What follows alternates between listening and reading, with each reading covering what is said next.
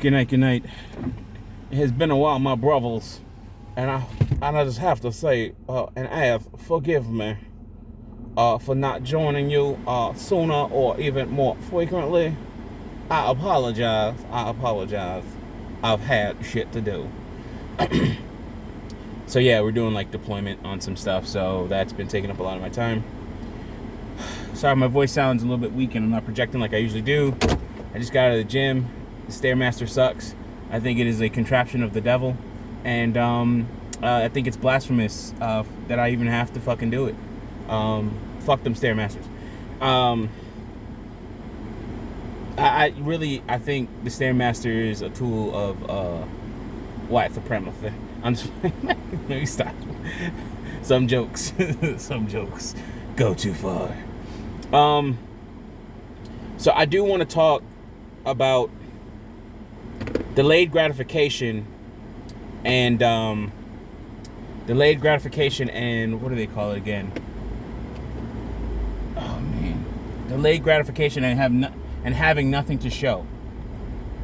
Right, just nothing to show for it, whatever it is.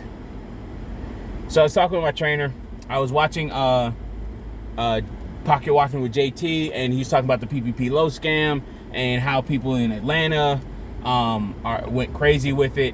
One guy was like, man, when that money started to hit the streets, it was like Dubai over here. Everybody had Gucci this, Gucci that, Louis Vuitton this, so on and so forth. Like, they was out in front of the Louis Vuitton and Gucci store, what's it called, just chilling like it was a club or something like that. And it was just hilarious, right? And then, you start hearing that, the government or Biden has, I think, signed into order the statute of limitations is, he extended it from 2 years to like 10 years. So you could be in 2030 and they coming after your ass. And, I'm like, yeah, good. Yo, fuck the people that did it, so on and so forth. If you're one of them, I'm sorry. That's just how I feel. Actually, not sorry, really. I only say that, because that's supposedly what you're supposed to do when you offend somebody, is just to say sorry. But I'm not sorry, because people did this shit, and then in some cases they have nothing to show for it. Talking to my trainer, and he was talking about how, somebody he knows, the guy and his girlfriend got it, and doesn't even have a car or anything to show for it or anything like that. At least could have got a vehicle, and especially with a vehicle, you can start doing more things, blah blah blah. So it's like people do these things and they have nothing to show for it. They just have cars, they have more bills, they have bills that they would have never gotten or qualified for, or payments they would have never gotten or qualified for if it wasn't for scam money or scams that they were doing, so on and so forth, right? And it's just like, yo, listen, if that's the what you want to be in, like, on my dead business, you know what I mean? Like, fuck you. Like, if that's what you wanted to do and you have nothing to show for it, no business, no real estate, or nothing that you can actually really there's been a benefit to you because of it, like you haven't put yourself in a better position because of it. And I'm not talking like some no bullshit at better position, like I got a nice brand new car. No, you didn't need that car. Like, what if you would have got put yourself in a better position with certain asset classes or what have you, or be in a better position now, with the market the way it is in terms of with cryptocurrencies and such, right? And listen, I'm still a crypto enthusiast, even though I haven't put any money into it. And I only haven't put any money into it is because I have fucking debt that I want to pay. And this is why I go into delayed gratification, right? Because I was talking with my trainer more about it, and I was just talking about my situation. I said, I think I said this, like, I've canceled that order for that Mercedes because they disrespected me at the dealership. But now I just found out that they just announced the new S60, the AMG S63s, right? So new bodies, like the what's it called, the AMG version of the S63 with the new body style and everything. And I'm like, look at God. Like, I almost want to send my saleswoman back a letter back, because the money, the $2,000 that I put down on the vehicle for the order or the allocation just came back, got refunded today, and they took their time giving it back, which is okay. It's no biggie. And thankfully, it's like that for me. And they said, and then I was about to send her a message saying, yo, listen, Jessica in finance, I know I was saying some harsh things, but she was an emissary of God, because I would have been down putting money on this vehicle, and it would have came and I would have ordered it, and I would have been pissed that I didn't even get a chance to get the S63. Like, I would have been looking with the car and having the car note and would have been like, dang, I want the S63 63 now.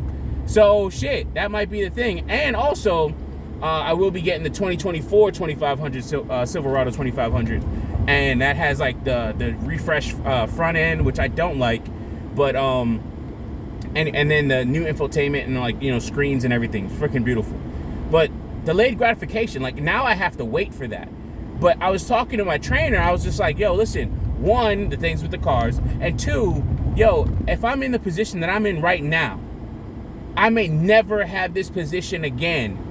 And also, being in this position could put me in, could just put me just like in a whole nother stratosphere, a whole nother level of the game called life or what have you. If I could pay off my house in 1 year, if I could really pay off my home, I owe probably like 194 grand, I think now.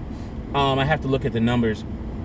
But if I could pay off my home in 1 freaking year, 30 years or 28 more years worth of home loan payments gone in 1 year, the amount of interest I would save, the amount of time that I would save, the amount of opportunities and doors that would open up for me later, even if I made less money in the future, I can't get past it. No matter how much I want a new vehicle, a nice new car, you know, something fancy, you know what I'm saying? I could stun on these man, you know, with the nice rims, get that son bitch slammed to the ground, murdered out, tinted every fucking thing. Black on black on black, baby. Red interior, red guts, baby. Shit. You know what I'm saying? Like, I could get something like that. That's what I ordered, though. Black, and I was gonna get the black rims, then I was gonna get everything, like, you know, murdered out. Like, I was gonna get the lights tinted, everything. Like, that shit was gonna look fly. Woo, woo. Hey, I'm getting goosebumps thinking about it. I could have had that, right? I still can. Like, I mean, it's actually a 2022. I've been looking at a couple in certain states. The exact same spec that I ordered. I'm talking like everything, like down to the color and the interior and everything, all the same. And it's like 129 versus the 150 or 21,000. I think it was like 21,000 more, or $21,000 difference, right? I could have got all that shit, right? And I could still get it right now. 10% down would have been about 12 grand. I'll have that in January because I'll be finished paying off my second to last debt, or my third to last debt. And then all I would have is the truck and the house. And I'm like, Mike, if you can just chill the fuck out, pay off this truck, then knock this motherfucking house payment out of the water, bruh, I'm talking, you'd be Nephilim class human being at that point. 37 years old, or no, by that time, 38 years old, house fully paid off, sitting on 18 acres. By that time, I probably had a house remodeled and all that shit.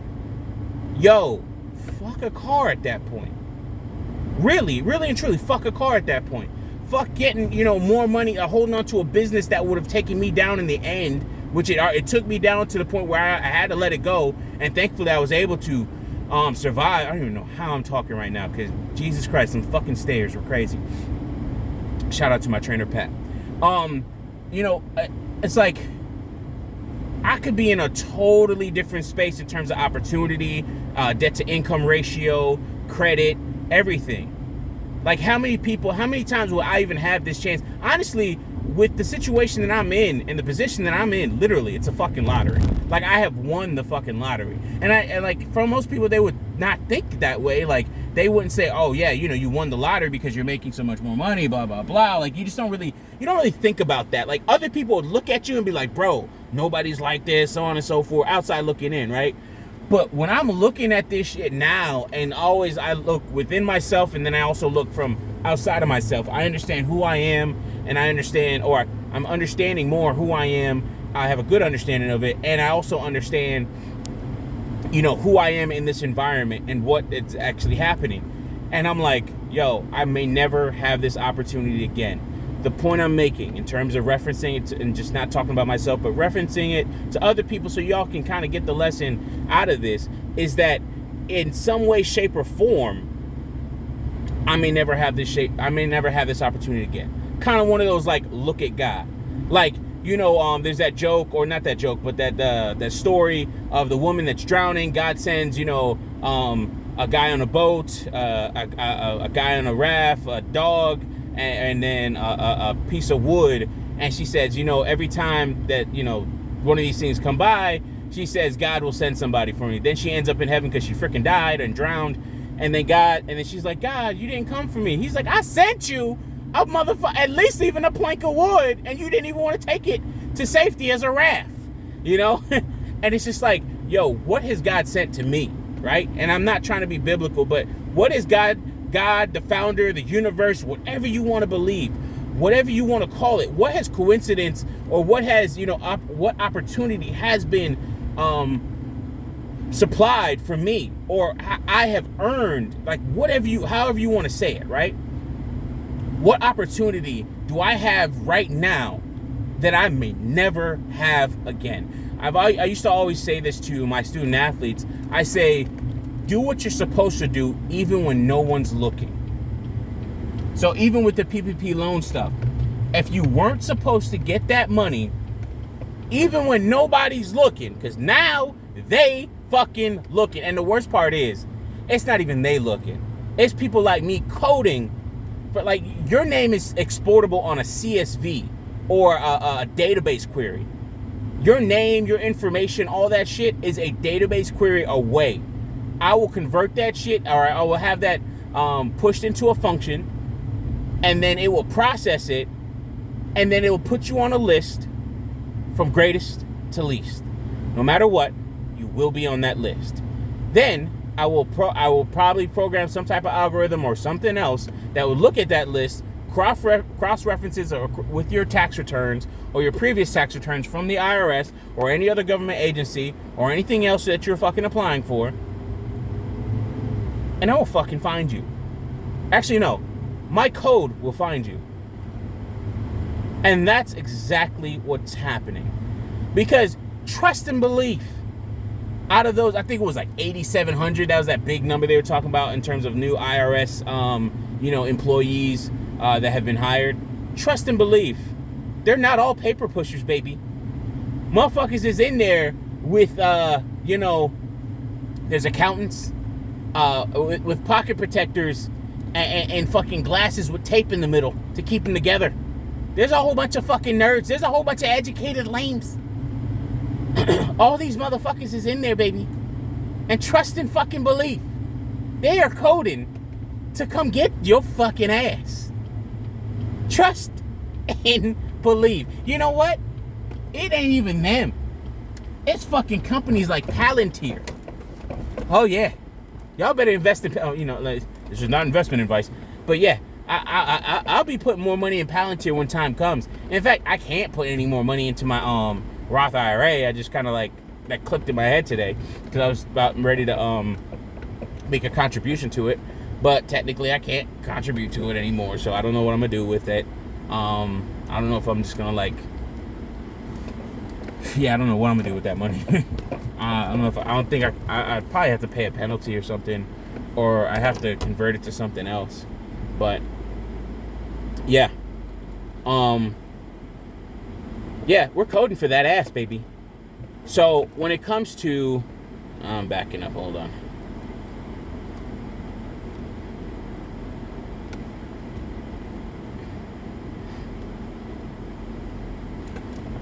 There we go. So when it comes to, like, you know, delayed gratification, man, a lot of people, what they'll do is they'll put themselves in a position where they'll be worse off because of it. And sorry if the air was too high, but they'll be worse off because of it, and they won't understand, you know, the implications or the ramifications of their actions until, you know, IRS comes knocking at your door or comes in the mail with your mail lady, mailman, what have you, mail drone at some point. And you know, I was just thinking, it's like, why don't they just deliver mail via like email? Like just scan it and deliver it. Like the Postal Service should do that. Like the Postal Service should be fully digital. You know, like just have a whole bunch of scanners, and don't even have like scanners just be doing direct, and they just be the broker for secure transmission. And I think it was like proposed a while back, like when email first came out, that they were actually going to tax email, and I think they decided not to or something like that. I heard some like stories. And honestly, it's kind of crazy how stuff like that, it seems like old wives' tales, like you know, because we're just so far into it. It's like, how could you ever tax email or like put a stamp on email? Like imagine paying 1 penny per email or something like that, or even a fraction of a penny. You know how much revenue that would be for the Postal Service? Like really, the Postal Service, just like, you know, your power grid, should really be brokers for secure transmission. Like your power companies will eventually, especially with the you know, with like solar becoming ubiquitous. That lady's, I'm just thinking about something. With solar becoming ubiquitous, like it really should be something where it's like damn, I'm worried about something. Damn, I don't have to pay that shit. So anyways, with solar becoming ubiquitous, it's gonna get to the point where it's going to get to the point where we're just going to be feeding the power grid, and then the power grid as it is, there'll just be a medium of exchange, or a secure medium of exchange, for that. You know, the mail system doesn't have kind of that reach in a sense, or the same level of reach because of the physical nature of the power grid, but you get the point. So yeah, you'll have stuff like that happening, or could have happened. But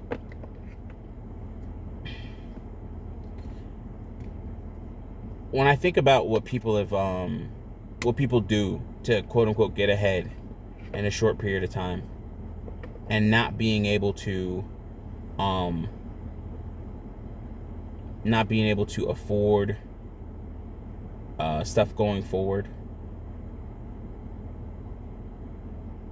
not putting themselves in the right position, I really think it's going to be something where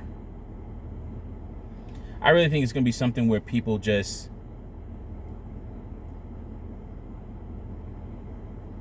will just fall to the wayside, you know.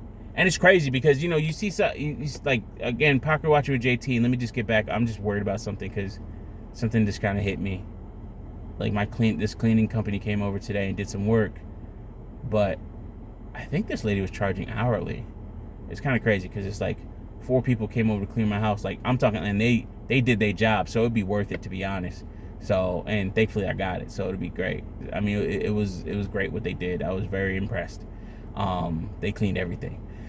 So, but anyways, but think about, like, you know, people putting themselves in a certain situation. They're not going to get anything long term out of it except for more debt and more heartache and more pain.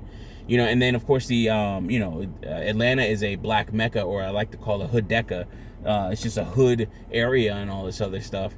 Pretty much just one big ass hood, and you could see it in the shit that people do, right? And it's like in the mindset and the things that they want to do, and they put themselves in, whereas they act like they didn't, like it's such an affluent area, or in some places are, but it's this fairly affluent city, or there's a good amount of money in that city.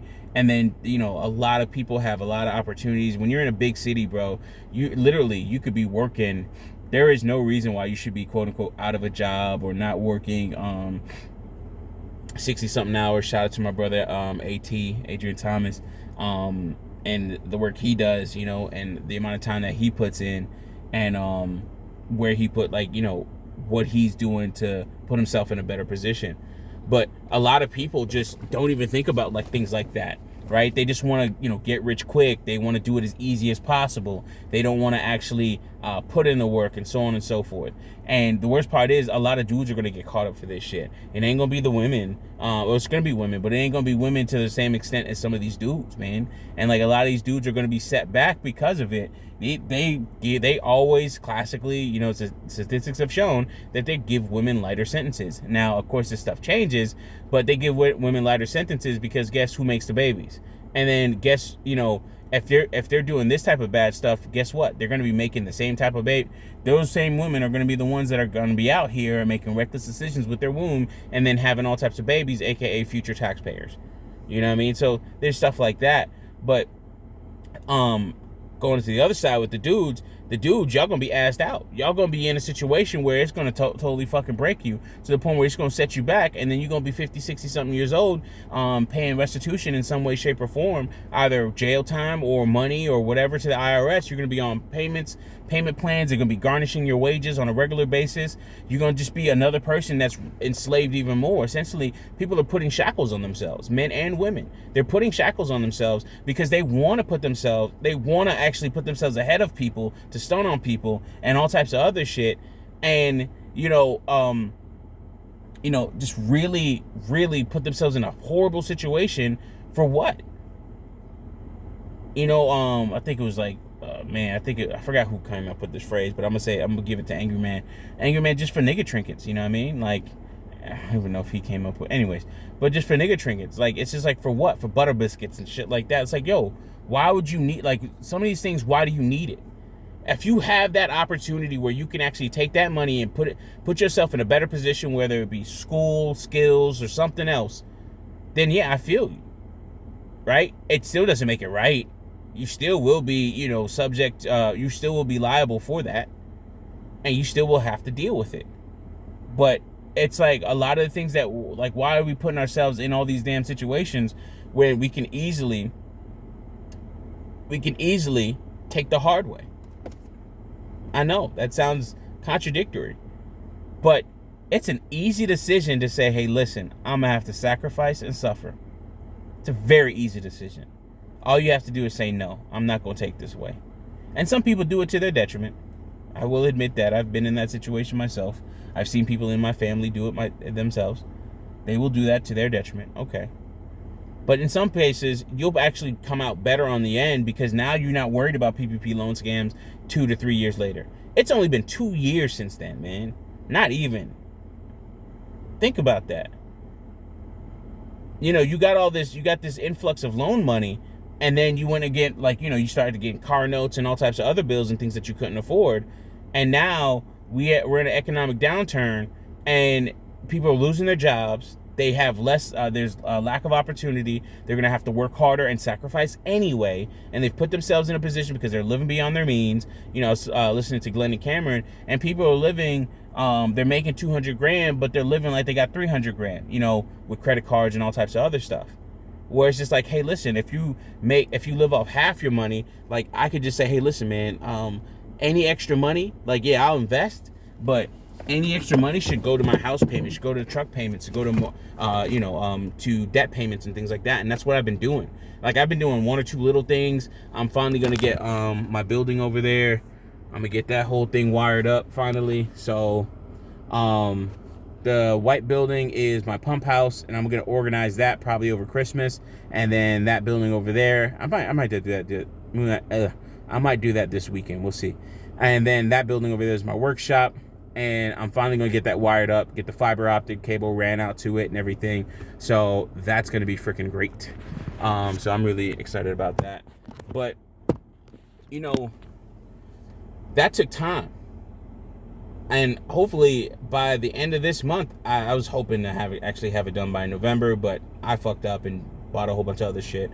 But I'll be able to pay off for that by the end of this month, December.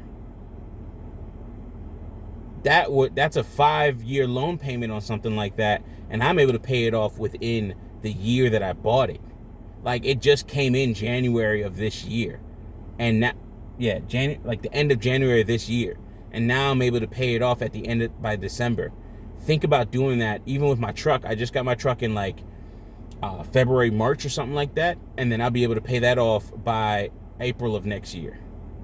Like, I just gotta stick with it, stay the course, do what I have to, make the hard decisions, work, sacrifice, so on and so forth to make all this shit happen. And people just really don't think like that. People really don't do that. You know what I'm saying? People could see what I'm doing is wrong and immoral. I would agree. And it is the risk that I am taking to make this happen. But what will I have to show for my risk? What will I have to show for the work that I'm doing? What will I have to show for putting all this money towards, paying down debt? Because even if shit hits the fan and all I have, and I at least pay off the truck and still have the house note, $1,400 as just having a house note, vehicle paid off. I could work locally or anything else like that. I could put myself in a position to where, hey, listen, I start cutting back on other things to make, I could live. When you pay off a lot of this debt and you don't have those monthly expenses, you could live on a lot less. Meaning you could take jobs where you actually have to work physically and mentally less.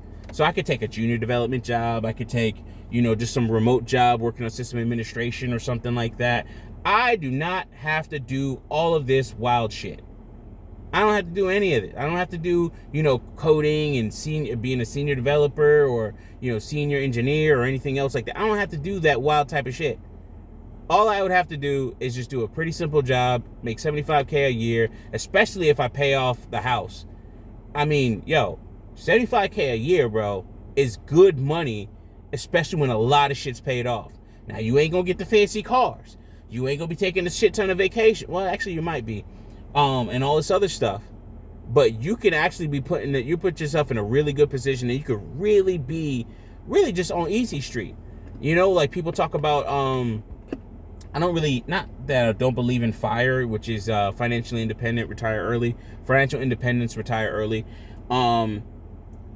It's just I would still be working is my thing. So I'm not really into the retirement part. But I think of working a pretty simple job where I just do what I gotta do and then that's it. And, probably I could take an hour, 2 hour nap, be gone from the computer in the middle of the day and nobody really bother me or anything else like that.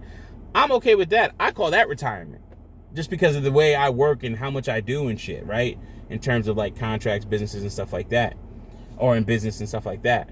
But some people would call that hard work. I mean, they lose it. For me, that's easy street. Shit, be able to walk my dog every day and do all this and run to the store and blah, blah, blah. Anyways, let me finish up this video. I know I rambled and I was losing my train of thought and all types of other stuff because I might have to pay this cleaning people $400, $500. We'll see. Anyways, but when I think about everything that I could do, but then the biggest opportunity is right in front of me. God, higher power, universe, opportunity, my hard work, paying off, whatever you want to call it, the results, the fruits of my labor, whatever you want to call it, has given me or put me in this position to where I could say, hey, I could pay this motherfucker off in a shorter period of time and really cut that down. I can make the sacrifices.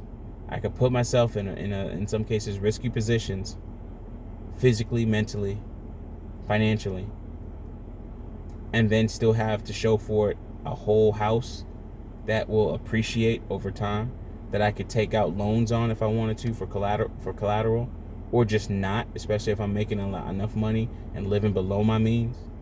I can quote unquote have everything that I want before I'm 50. Don't have to wait for retirement. Don't have to wait for some big windfall in terms of 401k or anything else or money that I put away. I could do that now. Call me impatient, but at the same time, you can't call me totally impatient because I'm willing to make the sacrifice and wait. Not a lot of people are willing to do that. And I think more people should think that way. And I think more people should really look at what they can accomplish just by making the easy decision to do the hard thing, to do the work, to do what you're supposed to do when no one's looking. All right, with that being said, thank you very much as always. I appreciate you greatly. And love you all. And listen, make the hard decisions. Do the hard things while it's easy, man. Peace.